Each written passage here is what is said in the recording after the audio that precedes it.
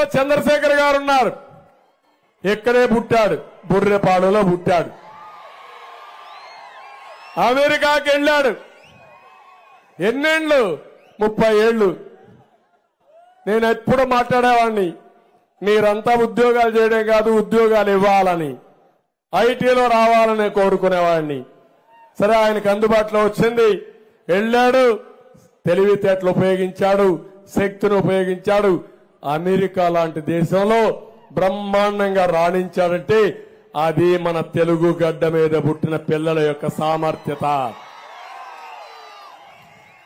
అమెరికాలో ఈరోజు number 1 community Telugu జాతి.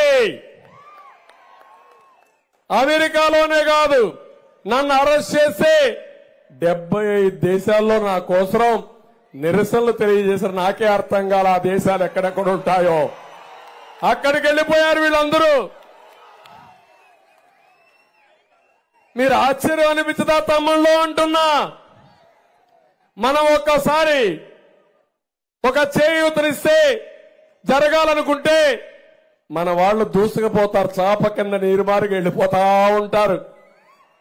ఎక్కడైనా అమెరికాలో ఉంటారు, ఆస్ట్రేలియాలో ఉంటారు, ఆఫ్రికాలో ఉంటారు. ఎక్కడైనా సర్వైవ్ అయ్యి బ్రహ్మాండంగా రాణిస్తున్నారంటే అలాంటి వాళ్ళు ఈ రాష్ట్రంలో మాత్రం సైకో దగ్గర మనం ఏమీ చేయలేక నిస్సహాయులైపోయి, అవునా కాదా అని మిమ్మల్ని అడుగుతున్నా. జాతి నిర్వీర్యం అయిపోయింది, అవునా కాదా అని మిమ్మల్ని అడుగుతున్నా. హైదరాబాద్ నగరాన్ని అభివృద్ధి చేస్తే అక్కడుండే నాయకులు విధ్వంసం చేయలా. వాళ్ళకి చేతులెత్తి నమస్కారం చేస్తున్నా. ఎందుకంటే ఒక నాయకుడు కోరుకునేది మనం చేసిన పని ఉండాలి, అది కొనసాగాలి, దాని ఫలితాలు సమాజానికి రావాలి, తెలుగు కమ్యూనిటీకి రావాలనుకున్నా. అది అక్కడ జరిగింది.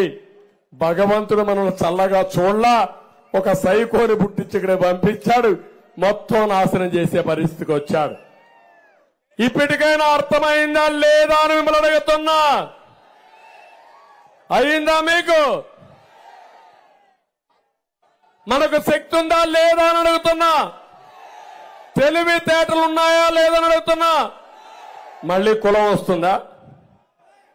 మళ్ళా మతం వస్తుందా? మళ్ళా రాజకీయం వస్తుందా? ఊర్లో గ్రూపులు వస్తాయా?